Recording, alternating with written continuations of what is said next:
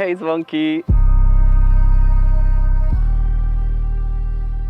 Throughout the 3 years organizing this program and doing our activities all around Europe, because of what we are experiencing right now in the world, we noticed and we observed and we gathered information that there is a lot of need for more queer spaces where we can explore and use artistic formats, whether it is embodiment, whether it is audiovisual things, body-based words, poetry. At the end of the day, art can save the world in a way. Art is needed.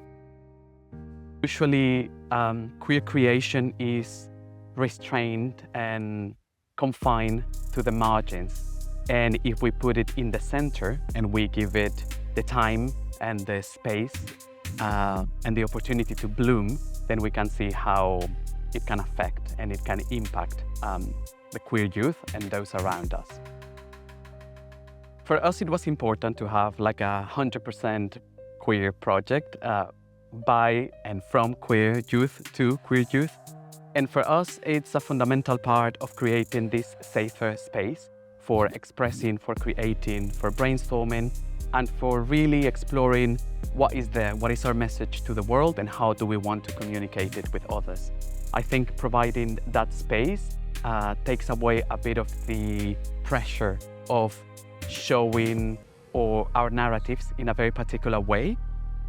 It's time to have a space for our own healing, for our own expression to be there, where we can just be with each other, exchange, explore. Going from this queer joy approach that sometimes might be very limited, everything is pain and everything is struggle, but no, there's so much queer joy in what we can create.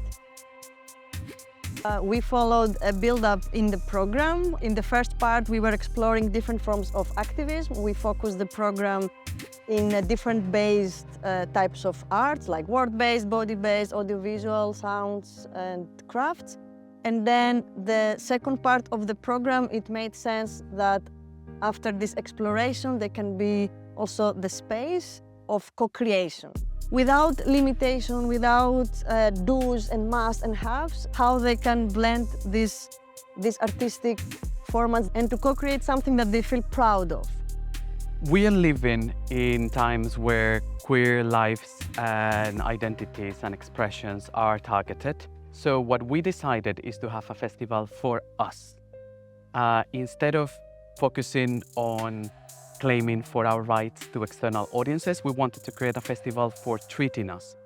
We believe that collective care, tenderness, and awareness of that collectivity is a revolutionary act. And how it is different, because we also have the philosophy that sometimes we tend to produce, and not focusing on the celebration of those things that we are producing. So we wanted to create a festival and then a celebration of that festival, acknowledging that whatever outcome we might have is an inspiring enough outcome, and we have the right to live it and to celebrate it. We are very grateful that each one of us, we chose to be here in this specific moment and create his, her, them story, because we feel that these programs, everything what we do also within Activate Youth, it's part of the queer history. It's getting the inspiration, motivation, and courage to take care of ourselves, support ourselves in our personal growth, and go back to our local communities with this empowerment and with this feeling that, yes, I'm not alone and I can connect with other people and find my peers. Artistic creation cannot and should not be confined to the margins.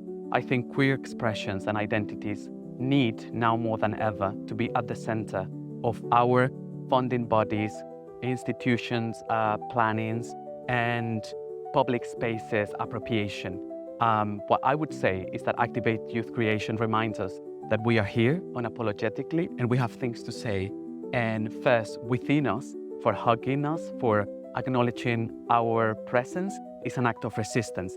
And then from there, it is a very nice platform for going out and claiming our spaces beyond those that are only queer, but also showing that we are in the public sphere and we have things to say as much as anyone else.